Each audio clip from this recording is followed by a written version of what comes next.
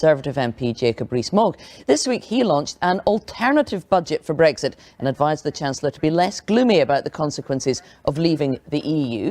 Thank you for joining us this morning, Mr Rees Mogg.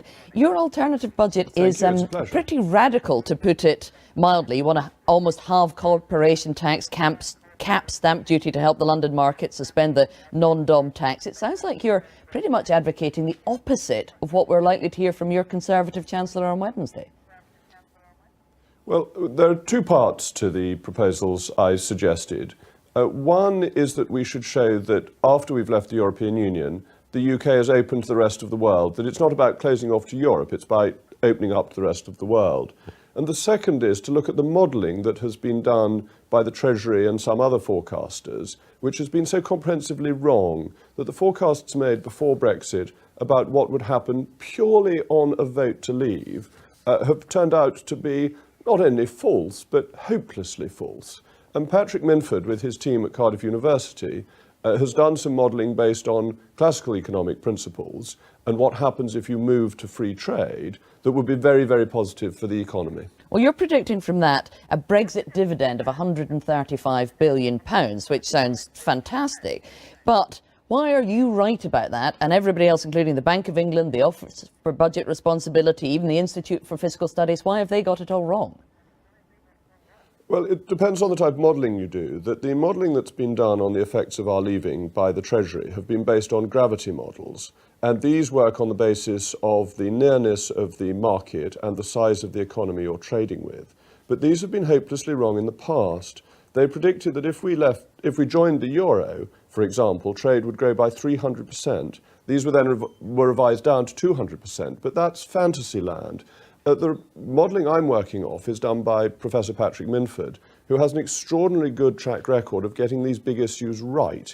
He was one of the economists who disagreed with the 364 economists who wrote to the Times in 1981.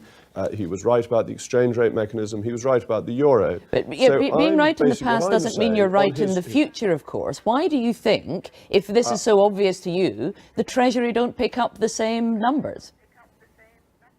Well, I think the Treasury was rather humiliated by the errors in its forecasts prior to Brexit and is trying to defend its position that the short-term economic consequences of a vote to leave was one of the most dishonest documents to come out of the Treasury. It was purely a piece of political propaganda. And I think they're understandably wounded by that and are sticking to the same script rather than looking at other forecasts and seeing what other experts are saying. So on that, you've said before that you think the Governor of the Bank of England is an enemy of Brexit, and it sounds as though you think the Treasury are opposed to it as well. Is the Chancellor, has he fallen under their spell and been persuaded to be an enemy of Brexit? No, I don't think he is. I have a great deal of admiration for the Chancellor, but his predecessor, George Osborne, was the architect of Project Fear and was much too close to the Governor of the Bank of England, who lost his independence by cozying up to the government prior to the Brexit vote.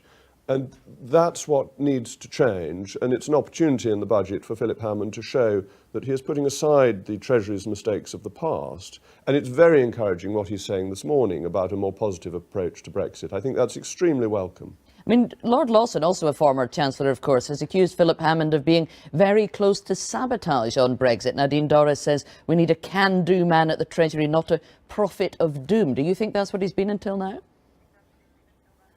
No, I don't. I think that Philip Hammond is an exceptionally intelligent man, a very thoughtful man, and I think it's not altogether a bad thing to have a Chancellor who is serious-minded and steady, rather than one who is a showman and uses the exchequer to interfere in absolutely everything. So no, I've got a great deal of confidence in the Chancellor. Now, when you launched your budget for Brexit, you said that the government has to deliver the £350 million a week for the NHS that was promised during the EU referendum. Even though you didn't think that promise should be made, it's something they now need to deliver on? Yes, I think it is. And this only comes once we've left. We can't do it before we've got the money from leaving. I think politicians have to recognise that voters don't look at the small print of electoral promises. That if you put 350 million on the side of a bus and say this may be available for the NHS, people don't notice the may, and nor should they actually. It's perfectly reasonable to think that that is a promise. Brexit was won. by the Leave campaign, and therefore I think it is very important that that promise is delivered upon. Politicians must keep faith with voters and deliver on implied promises as well as ones that are set out in every last detail. So the Cabinet will move on to talking about the Brexit bill this week, and of course we understand that they may need to come up with more money to satisfy EU demands. Of course, the more money that is spent on that is less money that is then available for things like spending on the NHS. Are you worried about the size of the exit bill? Well, you put your finger on the most important point, that it is a matter of choice for the government. They will have to choose whether to give lots of money to the European Union or to spend money on necessary UK public services, and that will be part of the negotiation. In all these expenditure issues, and indeed tax issues, it comes down to choices that government makes. I would encourage the government to make the choice of our own domestic public services rather than expensive schemes in continental Europe. Why then are you advocating that the government should spend much more money, up to £2.5 billion, on preparing for a no-deal scenario when that's money that could be spent on essential public services? Well, I don't think all of that would need to be spent, but I think it is really important that we are ready to leave in the event of no deal. That if we left with no deal, we would, on current figures, if it cost the full £2.5 billion, still be saving the remains of the 18 billion, so we'd be saving 15.5 billion against paying for the rest of the multi-annual financial framework. So to show that we're ready on day one would be money well spent, and most of it will be needed anyway. We need to have new customs arrangements in place for when we finally left the European Union, even if it's not for a no-deal situation. There are some suggestions this week that the government might back down on the idea of putting the time and date of leaving the European Union on the face of the bill. Would you be concerned if that was removed from the bill? Well, it's in Article 50 that unless Article 50 is extended by unanimity in the Council of Europe, we leave on the 29th of March 2019. We are no longer a signatory to the treaties, and it makes sense that that should be the same in domestic law, but whether it's introduced by a statutory instrument or is on the face of the bill is a secondary concern from my point of view. It's important that we leave on that date. Okay, Jacob Rees Mogg, stay there if you would. You did not agree with the Brexit committee on which you sit's findings on this. You think it is important that we set the date and time? I think it's perfectly reasonable to set the date and time. And I think that these negotiations fill the time available, that the United States and Australia agreed a free trade deal between April 2003 and February 2004. These things don't need to be interminable if both sides want to agree. And I think deadlines focus the mind. I think the British electorate would be very concerned if nearly 3 years after the vote to leave, we still hadn't left. I think most people expected that we would have left by now. And the negotiations, realistically, to get through the approval of the European Parliament and so on, need to be completed by the end of next year. Going up to the last minute, I don't think is realistic in these circumstances. Cabinet do start to suggest they're prepared to pay significantly more than Theresa May indicated in Florence? I think we need to go back to what you said first of all, that the EU is saying they want us to settle the money first. That is their negotiating position. That is not Holy Writ. The government doesn't have to follow that, and they need our money.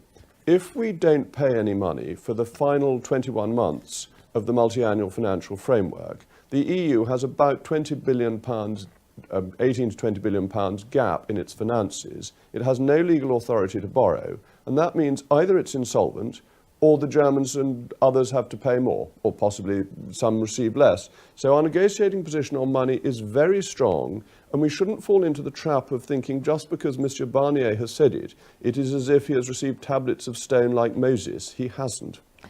Jacob Rees Mogg, we'll let you come back on that. You're being hopelessly optimistic. I don't think that's right. I think the fall in prices comes because you make the economy so much more competitive that you take away tariffs, which reduces the price of food potentially by 20%. That's a big reduction. Bear in mind that the biggest tariffs hit food, clothing and footwear, which harm the poorest in society the most, and that the gains from productivity come from this additional tariffs hit disposable income for people, leading to other consumption or saving and further investment. So I think the modelling done by Professor Minford is as good as modelling can ever be. That doesn't mean it's infallible. Okay. Now, and the failure of gravity models is well known. You'll know that Michael Gove was accused this week of auditioning for the job of Chancellor by using long economic-y words in cabinet discussions. Do you know any good long economic-y words? I don't think that we want to get into this type of business, actually. I think all Conservatives, and Stephen and I very much agree on this, want to show as united a front as we can possibly manage. There are differences on some aspects of policy, but in terms of individuals, we want to stand together and support the best interests of the government.